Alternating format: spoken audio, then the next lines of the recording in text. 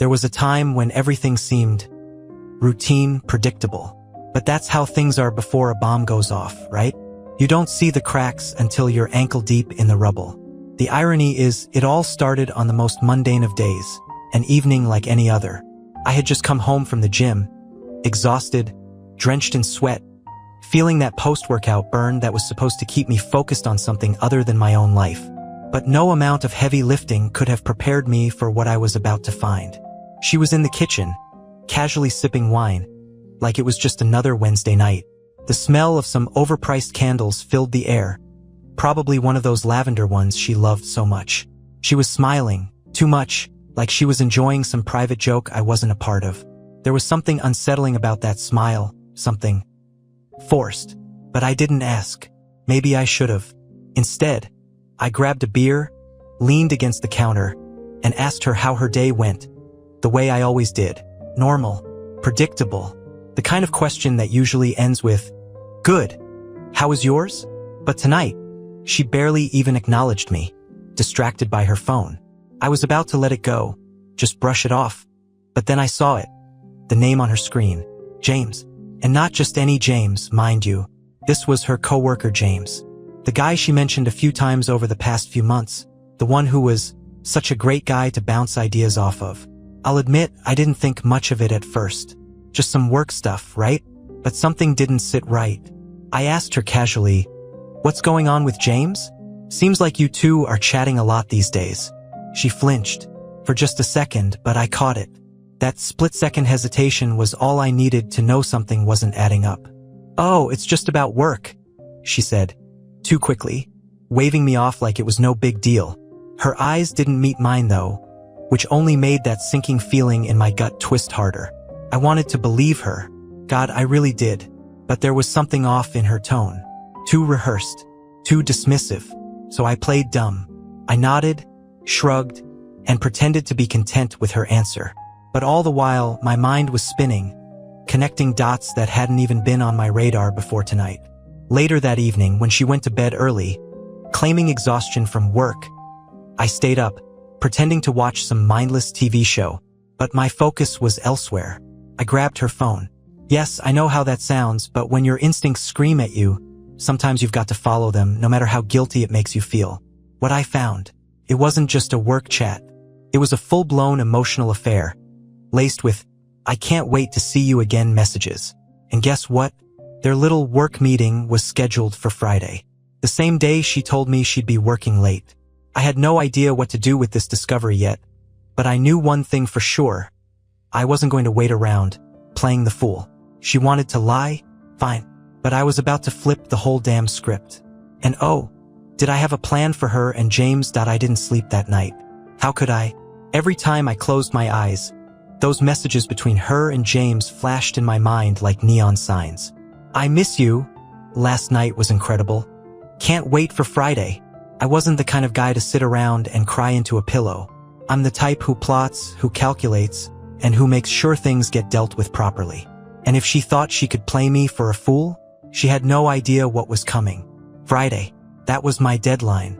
3 days to come up with a plan that would make this little betrayal blow up in her face.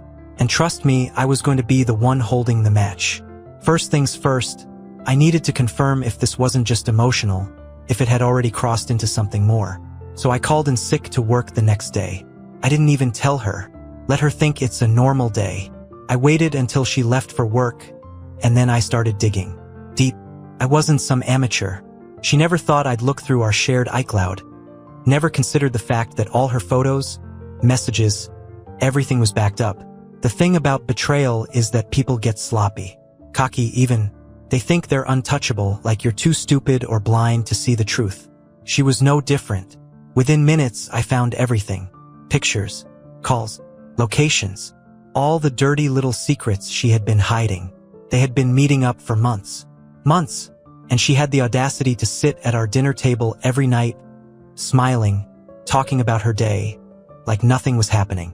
What got me wasn't even the texts, or the photos of them together in some random hotel room.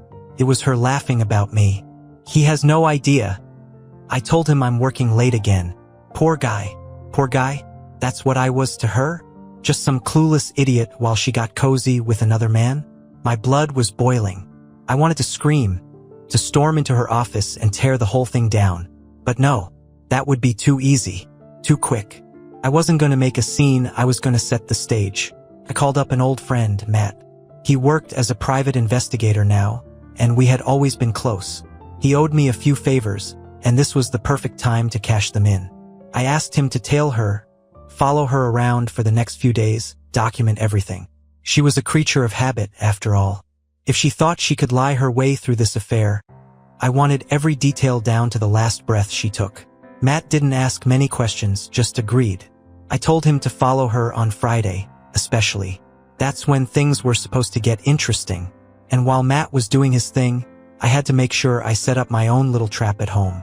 You see, while she thought I'd be busy at work or out of the house, I planned to be exactly where I needed to be, waiting, watching. That night, she came home, kissed me on the cheek, told me she was exhausted from the day. I had to force myself not to flinch. The sheer audacity of it. She had no idea I'd already seen the photos of her and James, that I knew what exhaustion really meant. She had no clue I was already planning how to blow this whole charade sky high. And here's the kicker. Before heading to bed, she mentioned that she might have to work late on Friday again. Big meeting with the team, she said, eyes avoiding mine. Oh, don't worry about it, I replied, keeping my tone light. Take your time. I might have some things to do anyway. I don't think I've ever smiled so wide. In just a few days, she was going to get the surprise of her life. And this time, it wasn't going to be the kind she could laugh about with her new friend. Friday was coming fast, and she didn't know it yet. But she wasn't the only one who could play this game. Friday came faster than I expected, but not fast enough for the fire that was burning inside me. Every moment that week had been torture, having to look at her, having to pretend like I was some oblivious idiot who didn't see the knife she was twisting in my back. But Friday wasn't just any day. It was showtime. She played her part beautifully that morning. Woke up early, showered, came down looking immaculate, like she was ready for a big, important meeting. I even complimented her dress, the same one she wore on our last anniversary. What a joke.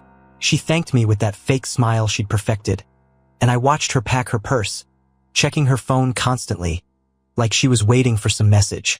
Her eyes flickered toward the clock. I might be home late tonight, she said casually, like she'd been rehearsing it all week. I nodded, pretending to be unfazed. Take your time. Once she left, I grabbed my phone. Matt had already texted me. She's on the move. I'll keep you posted. The minutes ticked by, but I wasn't idle. I had prepped the house for this moment. Cameras were already hidden in key places, the kitchen, the living room, the bedroom. Call me paranoid, but after everything I'd uncovered, I wasn't about to let any details slip. I wanted proof, not just for me, but for the moment this whole thing would blow up in her face. I was done being the fool. I got a text from Matt around noon. They've met up. Hotel, downtown. It's confirmed. I stared at the message for a while, knowing that while she was pretending to be working late, she was likely already wrapped around James somewhere, in some hotel bed. The rage simmered, but I forced it down. Not yet. I needed to stay calm, keep my head in the game. Matt sent me a few pictures. They strolled into the hotel lobby like they didn't have a care in the world, her hand casually resting on his arm. They looked like any normal couple, not two married people cheating on their spouses in broad daylight. I studied the images carefully, her smile, the way she leaned into him like I didn't even exist in her mind anymore. It was sickening, but I wasn't going to crash their little rendezvous. No, I had bigger plans. I waited, pacing the house, mentally rehearsing how the confrontation would go. There would be no yelling, no chaos, not from me anyway. I was going to let her hang herself with her own lies, and when she realized what I knew, it would be too late for her to backpedal. Hours passed, and around 6 p.m., I got another text from Matt. She's on her way home. The stage was set. I sat in the living room, casually flipping through a magazine, pretending like it was just another ordinary night. I heard the key turn in the lock, and she walked in, looking composed. There was no rush to hide anything, no panic in her eyes. Why would there be? She thought she had it all under control. Hey, she said, setting her purse down on the counter. Long day. I nodded. Yeah, mine too.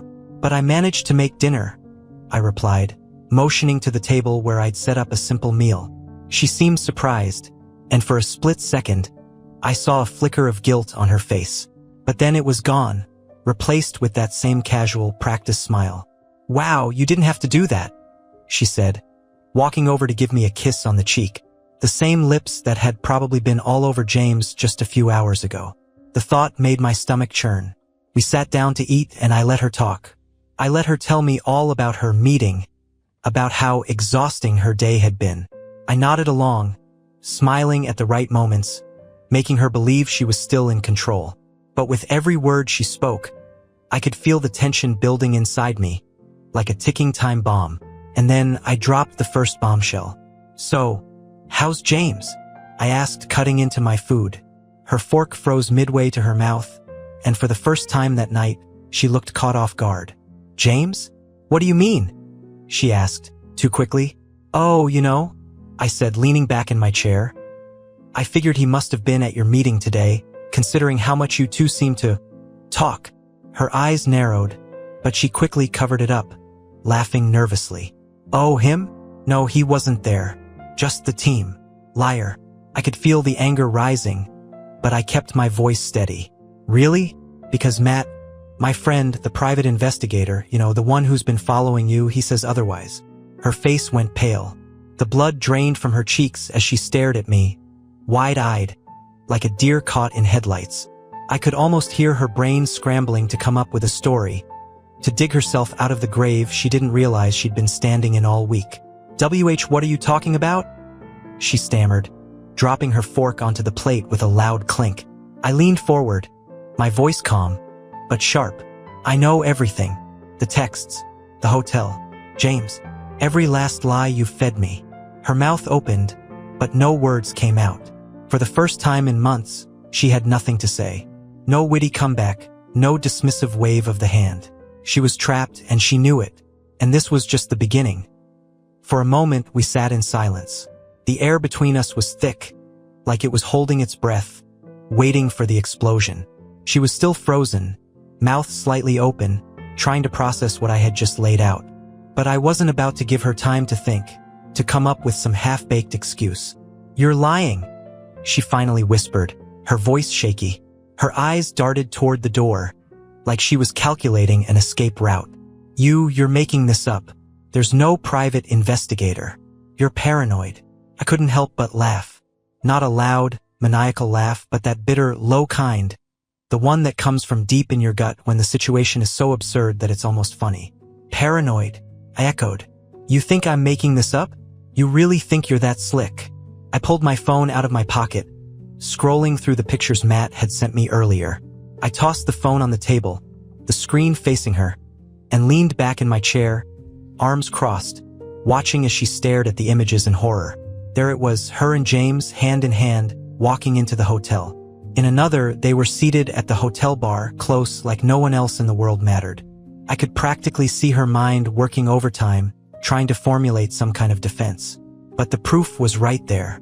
I'd taken away her ability to talk her way out of this. Her hands trembled as she grabbed the phone, her eyes glued to the screen. She flipped through the photos, her face getting paler with each one. By the time she reached the last one, a close-up of her leaning in for a kiss outside the hotel, her composure completely shattered. I can explain," she stuttered, finally finding her voice, but it was weak, desperate. "It's not what it looks like. I swear. We didn't actually do anything. We were just talking. That's what she thought I'd believe." I felt a pulse of anger rush through me, but I held it down. I needed to stay in control, let her twist herself into knots trying to cover her tracks. "Talking," I repeated, leaning forward, my voice cold. "That's the story you're going with? You didn't actually do anything?" She nodded, her eyes wide, looking more and more like a trapped animal. "It was just emotional. I never meant for it to go that far. I felt disconnected, okay? You were always busy, and I needed someone to talk to. Disconnected." I almost wanted to laugh again. That was her excuse? That she felt disconnected? "So you just decided to screw someone else to reconnect?" "I wasn't screwing anyone," she snapped, her voice rising. I didn't sleep with him. Her sudden burst of anger surprised me, but it didn't faze me. She was still trying to control the narrative, still clinging to the idea that if she didn't physically cheat, it didn't count. But I had already seen enough. I didn't need her confession to know the truth. You're lying, I said flatly, standing up from the table. Do you really think I'm that stupid? You've been sneaking around for months, and now you expect me to believe that it was all just talking. She got up too, her eyes welling up with fake tears. The act was almost impressive. Almost. Please listen to me. I didn't want this to happen. I didn't mean for it to get this far. It was a mistake. Okay? A terrible mistake. I stared at her, feeling this strange mix of fury and numbness. It was surreal, standing in front of the woman I thought I knew, watching her unravel in real time. She was scrambling, trying to gather up the pieces of her crumbling lie. But I was done giving her chances. Was it a mistake when you laughed about me in your texts? I asked, my voice cold, hard. When you called me the poor guy? Did you feel guilty then, too? Her face twisted in shock, like I had slapped her. She hadn't expected that. She didn't know I had read every single text. Yeah, I said, crossing my arms. I saw it all. Every little message. Every little, I can't wait to see you again. The way you joked about how clueless I was. About how easy it was to lie to me. Tears were streaming down her face now, but I wasn't moved. She had weaponized her tears before. I wasn't falling for it this time. Not after what I'd seen, what I'd uncovered. I didn't mean it, she choked out, stepping closer, reaching for my arm. I was just confused. It didn't mean anything. Please, you have to believe me. I pulled my arm away, shaking my head. Believe you? After all the lies? After everything I've seen? She dropped to the floor, sobbing into her hands, her whole body shaking. But there was no sympathy left in me. All I felt was the weight of her betrayal, the disgust. You were so damn sure you could keep this up, weren't you? I said, watching her crumble on the floor. So sure I'd never find out. That I'd just keep playing the fool while you snuck around with him. She didn't respond, just kept sobbing, her cries muffled by her hands. And in that moment, I felt it. A shift inside me. I realized I didn't care about her excuses, her tears, or even her so-called mistakes. There was no fixing this. No explanation that would make this right. I stood over her, my voice calm but firm. Get up. She looked up at me, confused, wiping her tears with the back of her hand. What? Get up. My voice was steady. We're not done yet. I was about to drop the biggest surprise yet. And this time, there was no way she could wriggle out of it. She slowly stood up, her face streaked with tears, eyes red and puffy, looking like a ghost of the woman she had been just an hour ago. But I wasn't swayed. Not by the tears, not by the pleading. This was the moment I'd been waiting for, the one where I flipped the script entirely. I need you to sit, I said, my voice cold and controlled. She hesitated but eventually sat back down at the table, her hands trembling as she reached for a napkin to dab at her face. I've already spoken to James's wife, I said, watching her reaction closely. Her head snapped up, eyes wide with a mix of shock and horror. What? What do you mean? You? I cut her off. Yeah, you heard me. I've spoken to his wife. She knows everything too. The weight of my words hit her like a freight train. Her lips trembled as she tried to form a response, but no sound came out. I let that sink in for a moment, watching her try to grasp the gravity of the situation. You see, I continued, leaning in, this wasn't just about catching you in the act. No, I wanted everyone involved to know the truth. You and James? You thought you could live in this little fantasy, sneak around like your spouses didn't matter. But guess what? I called her 3 days ago. Her breath hitched in her throat. I could see the panic bubbling just under the surface now, like she was about to break all over again. What did you say to her? She asked, her voice barely a whisper. I told her everything. I smiled, sent her all the photos, all the texts, every little detail. No, she muttered, shaking her head, her hands gripping the edges of the table so hard her knuckles turned white. You didn't. You can't. I did. And trust me, she wasn't too happy to find out her husband's been meeting up with you in hotel rooms. I imagine she's giving James the same treatment you're getting right now. I could see the gears turning in her head, the desperation growing as she tried to figure out how to salvage the situation.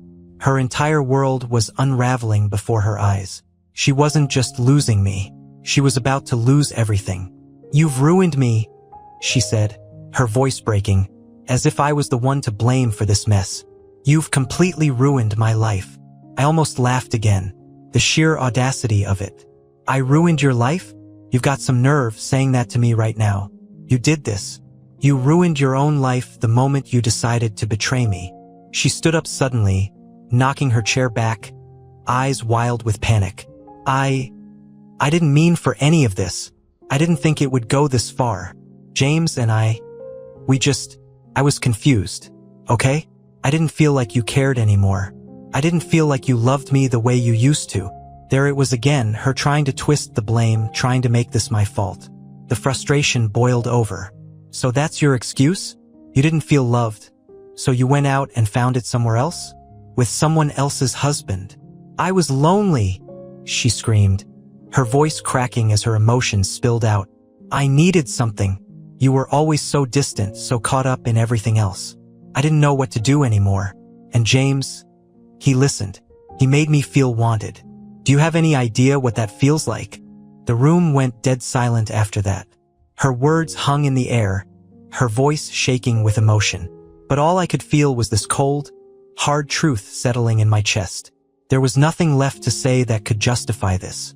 No sob story, no emotional plea was going to fix this level of betrayal. I took a deep breath, letting the silence fill the room before I spoke again. "Do you even hear yourself right now?" My voice was calm, deadly quiet. "You think I'm just going to sit here and buy this crap about how you felt unloved? We've all had rough patches. Every couple does. But what you did, you chose to destroy everything we built for what? A few hotel rooms?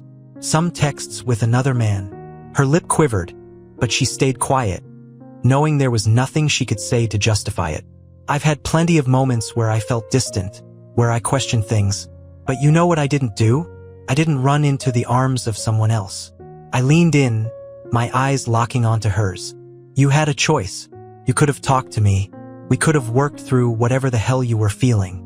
But instead, you ran straight to James. Don't stand there and tell me I ruined your life. You did this. And now you're going to face the consequences." She stood there, silent and small, her tears still flowing, but her excuses drying up. She knew there was no way out now, no lie big enough to cover this up. I pulled my phone out one more time, tapping the screen before placing it face up on the table. "You might want to listen to this." I pressed play on the audio. It was a recording, her voice, and James's, from their last meeting in the hotel. The audio crackled as their voices filled the room. Her soft laugh, his murmurs, the way they spoke to each other like they were the only two people in the world. They had no idea they were being recorded. Her face went ashen. How did you? Remember that little Bluetooth speaker you keep in your purse?" I asked, my voice calm but ice cold. "I borrowed it for a bit. You know, the one you never bothered to check before leaving for your meetings." She looked like she was going to be sick. I could see her mind racing, trying to figure out what to say, how to salvage this. But there was no salvaging left. I had her cornered. "You can keep denying it all you want. But this," I gestured to the phone, where her voice still played, "this is all the proof I need. It's over." Her hands trembled as she stared at me, utterly defeated. There were no more tears now, no more excuses, just silence. "I'm filing for divorce," I said quietly but firmly. "And I suggest you pack your things. You can spend the night somewhere else." She didn't argue, didn't fight. She just stood there, staring at the floor, her once perfect world crumbling around her feet. And in that moment, I felt a strange sense of relief. This chapter was done. She stood there, motionless, the weight of my words hitting her like a brick wall. Her shoulders slumped, her face drained of color. For the first time in all of this, she looked truly defeated. No more fake tears, no more desperate excuses. Just nothing. "Pack your things," I repeated, my voice steady but sharp. You can go to James's place for all I care." At the mention of his name, her face twisted with something between regret and fear. I could tell she was starting to understand just how deep the consequences ran. It wasn't just us. It was them, her and James, their little affair, and the mess they'd made of both of our lives. "I'll go," she whispered, her voice hollow. She didn't even look at me, just turned and shuffled toward the stairs, her movements slow and robotic, like her body was going through the motions while her mind had already checked out. I watched her disappear upstairs, feeling strangely calm now that everything was laid out in the open. No more lies, no more wondering if I was imagining things. It was all out there, raw and real. The betrayal had hit, and now the cleanup had begun. While she packed, I sat back down at the kitchen table, staring at the remnants of the dinner I had made. It felt like a scene from another life. Just an hour ago, I had been playing the part of the clueless husband, letting her spin her web of lies, waiting for the moment to snap it all shut. Now it was like the air had been sucked out of the house, and all that was left was this eerie quiet. I couldn't even bring myself to feel sad anymore. The anger, the disgust, they had burned through me like wildfire earlier, but now there was only this cold, hollow space where those emotions had been. A part of me had already moved on, checked out, detached from the wreckage she had caused. She came downstairs about 15 minutes later, a small suitcase in hand, her face drawn and pale. She didn't look at me. I could tell she wanted to say something. Some final plea, some last-ditch effort to save whatever sliver of dignity she had left. But she didn't. Maybe she finally understood there was nothing left to save. I'll stay with a friend tonight," she mumbled, her voice barely above a whisper. I nodded, not even bothering to ask who this friend was. It didn't matter. She could go wherever she wanted, but she wasn't staying here. Not anymore. She paused at the door, her hand on the knob, and for a brief second, I thought she might turn around, say something, try to apologize one last time. But she didn't. She just stood there, frozen, as if she couldn't quite bring herself to leave. And then, without another word, she opened the door and walked out. The door clicked shut behind her, and the silence that followed was deafening. I sat there for a while, staring at the door, waiting for the weight of everything that had just happened to crash down on me. But it didn't. There was no breakdown, no moment of overwhelming emotion. Just quiet. Felt surreal, like I was living someone else's life. The woman I had spent years building a life with was gone. And instead of feeling shattered, I just felt done. I didn't move for what felt like hours. I just sat there, the events of the night playing over and over in my mind. The confrontation, the lies, the panic in her eyes when I revealed everything I knew. I had been waiting for some kind of catharsis, some big emotional release, but it never came. Instead, I found myself thinking about James, about his wife, about the wreckage that lay ahead for all of us. This wasn't over. Not by a long shot. But for tonight, the storm had passed. It was close to midnight when my phone buzzed. I glanced down at the screen, expecting it to be Matt, maybe with some final update. But no, it was from James's wife. We'd been in contact since I told her everything, and she'd been handling it in her own way. Quietly, methodically, much like me. The message was short. He's gone too, leaving with nothing but his guilt. I stared at the words, imagining James doing the same walk of shame out of his own house. I didn't feel any pity for him. If anything, I felt satisfied. There was something poetic about it. He and my wife had thought they could have their little secret world. But now their lives were unraveling just like ours had. But even as I read the message, I couldn't help but wonder, what would come next? The affair was exposed, the confrontations were done, but there was still this nagging sense of unfinished business. It wasn't just about her leaving. It was about what came after. Divorce was inevitable, sure, but beyond that, what did it mean to pick up the pieces? How do you even begin to rebuild when your life has been torched to the ground? I leaned back in my chair, staring at the ceiling, thinking about all the conversations, all the memories, all the promises that had been shattered in the span of a few days. And then I thought about James, wondering if he was out there somewhere, staring at his own broken pieces, wondering what the hell had gone wrong. One thing was for sure, neither of them had seen this coming. My wife had always been so sure of herself, so confident in her ability to keep her secret life under wraps. She probably thought she'd never get caught, that she could keep this charade going for as long as she wanted. But secrets have a funny way of finding the light, and once they're out, there's no putting them back in the dark. I finally stood up, stretched, and walked to the window. The street outside was quiet, empty, like the world had moved on without me. And maybe it had. Maybe that was the next step, moving on. The house was quiet, eerily so. No sounds of her moving around, no rustling in the kitchen, no faint hum of her favorite podcast playing while she pretended to work, just silence. It was as if her absence had sucked the life out of the place, leaving behind a hollow shell. But instead of feeling sad or lonely, I felt something strange, relief, like I could finally breathe again after holding it in for far too long. That night, I didn't sleep much. My mind kept replaying the confrontation, her pathetic excuses, the look on her face when I told her James's wife knew. I imagined James going through the same fallout I had just put her through, watching his own life crumble under the weight of his lies. For a brief second, I wondered if he regretted it, if either of them did. But then I realized it didn't matter. Regret wouldn't fix anything. Not for me and definitely not for them. By the next morning, I had made my decision. It wasn't just about the divorce anymore. It was about reclaiming control over my life, over the mess she had made of everything. I wasn't going to let her betrayal define me, wasn't going to let this whole situation drag me down into the same pit of lies and misery she'd been living in. If anything, this was my chance to rebuild. And I was going to make damn sure I did it right.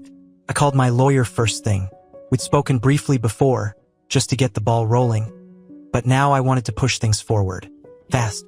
I didn't want to drag this out, didn't want to give her the opportunity to play any more games. The conversation was short and efficient. He told me we had enough evidence to make the divorce as clean and quick as possible. There wasn't much left for her to fight over, not after the mess she'd created. Next on my list was James's wife. I knew I owed her more than a phone call. We'd both been blindsided by this, and while we had our own ways of dealing with the wreckage, we were still in this together, at least for now. I didn't want anything from her, but I felt like we needed to close the loop. I called her that afternoon, keeping it casual but direct. She answered on the second ring, her voice calm, almost too calm, like she'd already moved past the initial shock and was now just dealing with the cleanup.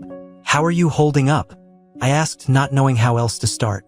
There was a pause on the other end. "I'm fine, I guess," she replied. "As fine as you can be after finding out your husband's been screwing around behind your back for months." I could hear the bitterness in her voice, but it was laced with something else, too. Resignation. Like she had already accepted what had happened, already figured out how to move on. And maybe she had. She seemed tougher than I was in some ways. "I know it's a lot," I said quietly. "I just wanted to check in, make sure you were doing okay." Considering we were both married to liars?" she said with a dry laugh. "Yeah, I guess we're doing great." There was a pause, and then her voice softened. "Thanks for telling me. I'm sure it wasn't easy." "No," I admitted. "But I figured you deserved to know. Better from me than finding out on your own later." She sighed. "Yeah, I guess so. I've already kicked him out. He's staying with some friend, or so he says. But honestly, I don't care where he is as long as it's not here." I couldn't help but nod, even though she couldn't see me. "I get it." I told her to leave too. There was a brief silence, like we were both reflecting on the surreal reality we now found ourselves in. Two strangers connected by the betrayal of our spouses. It was almost ridiculous when I thought about it. "Do you ever wonder how long they thought they could keep it up?" she asked suddenly, breaking the silence. Like, how long did they think we wouldn't notice? That we were just stupid? I smiled bitterly. "Oh, I'm sure they thought they could string us along for as long as they wanted. That we'd never find out." "Well, they were wrong," she said firmly, and for the first time, I heard a note of strength in her voice. They were both wrong. We didn't talk much longer after that. There wasn't much left to say. But before we hung up, she asked me something I hadn't expected. "So, what are you going to do now? After all this?" It was a simple question, but I realized I hadn't actually thought about it. Not really. I'd been so focused on catching them, on confronting her. that I hadn't considered what came next for me. Now that the betrayal was exposed and the path forward was clear, what was I supposed to do with myself? I don't know, I admitted, leaning back in my chair. Maybe start fresh. Focus on me for a change. She laughed softly. Yeah, that sounds like a good plan. I think I'll do the same. After we hung up, I sat there for a while, staring out the window. The world outside felt strange, like it was moving forward while I was still standing in the same spot, trying to catch my breath. But I knew I couldn't stay here.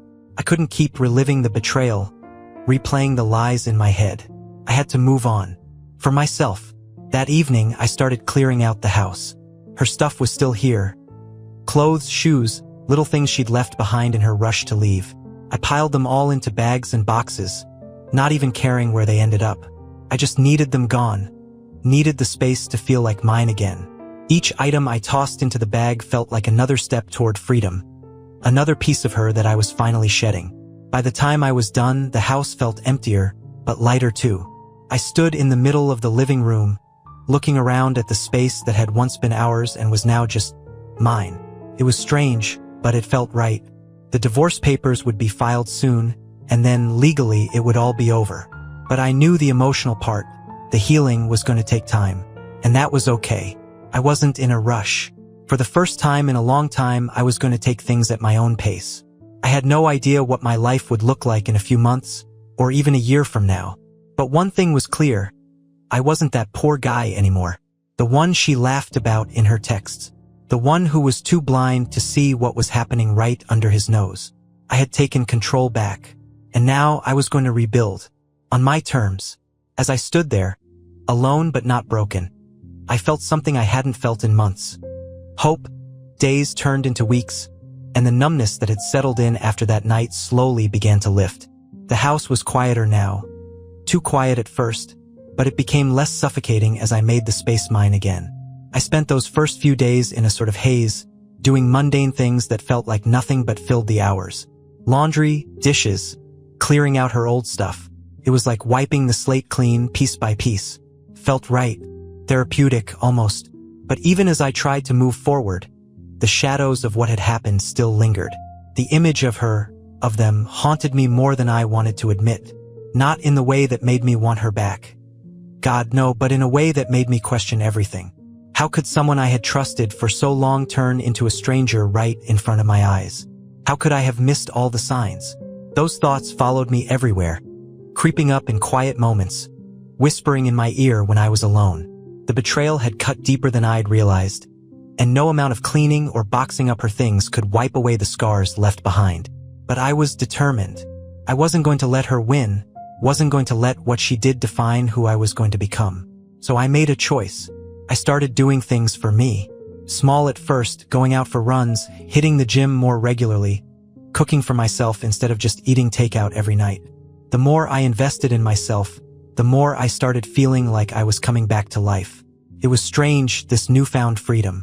There was no one to check in with, no one to navigate around. Just me and my thoughts, which were getting clearer by the day. I started thinking about all the things I'd put on hold over the years, dreams, hobbies, plans that I had sacrificed for the sake of us. And now, for the first time in a long time, there was no us. Just me. And honestly, felt pretty damn good.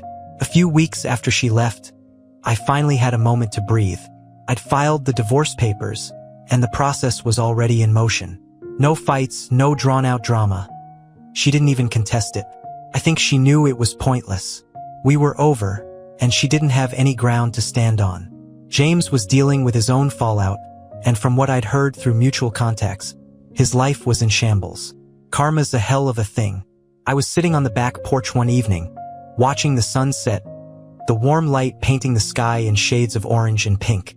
It was one of those quiet moments where the world feels still, like it's holding its breath. I had a beer in hand, just soaking it all in. For the first time in what felt like forever, I wasn't thinking about her. I wasn't replaying the betrayal in my head. I was just there. In the moment, my phone buzzed, breaking the silence. I glanced at the screen. It was Matt, the PI who had helped me get through the darkest part of this whole mess. We hadn't spoken much since I'd confronted her, but he'd been checking in here and there. This time, though, the message was short, almost cryptic. You won't believe what I found out today. Call me when you can. I raised an eyebrow. What else could there possibly be? I thought the whole saga was over. The affair was exposed, the marriage was dead, the divorce was underway. What more could there be to discover? Curiosity got the best of me, so I dialed his number, half expecting him to tell me something minor, maybe some final detail about James or my soon-to-be ex. Hey! Matt answered on the second ring. Glad you called back. Yeah, you got me curious, I said, leaning back in my chair. What's up? There was a pause on the other end, like he was trying to find the right words. So I did some digging, more than you asked for, honestly. After you filed for divorce, I figured everything was pretty much wrapped up, but something didn't sit right with me. My heart started to race a little. What do you mean? I followed James for a bit after everything went down, just to make sure there wasn't more going on behind the scenes. And I found out something interesting. Your wife wasn't the first. I felt a chill run down my spine. What do you mean? James had more affairs. Not just him, her too. Turns out she's been unfaithful for a lot longer than you thought. James was just the latest in a string of affairs. I've got proof. Emails, texts going back years. My stomach dropped. I thought I'd hit the bottom of this betrayal, but here it was. Another layer. Another secret she'd kept hidden. Years? How many lies had she told? And for how long? Why didn't you tell me this earlier? I asked, trying to process what he was saying. I didn't have solid proof until now. I didn't want to bring it to you without being 100% sure. But now, I've got everything. I sat there in silence, letting the news sink in. It was like being punched in the gut all over again, but this time, it felt distant, numb, almost like I had expected something like this, deep down. Send me what you have, I said finally. I want to see it. Matt agreed, and within minutes, my phone pinged with emails and screenshots. I didn't open them right away. I just stared at the phone in my hand, feeling a strange mix of anger and relief. Anger at how deep the betrayal had gone, but relief that I was truly done with her now. There was no part of me left that wanted answers from her. I didn't need explanations anymore. I was free. That night, I deleted all the messages, all the files Matt had sent. I didn't need them to hold onto this part of my life anymore. I had my answers, but more than that, I had my closure. And I was ready to move forward. As I sat there, watching the last bit of sunlight disappear over the horizon, I felt something new stirring inside me. It wasn't just hope, it was excitement. A sense of anticipation for whatever was coming next. I had survived the storm, come out the other side, and now it was time to rebuild. Time to live for myself. The chapter was finally closed. And for the first time in a long time, I couldn't wait to see what came next.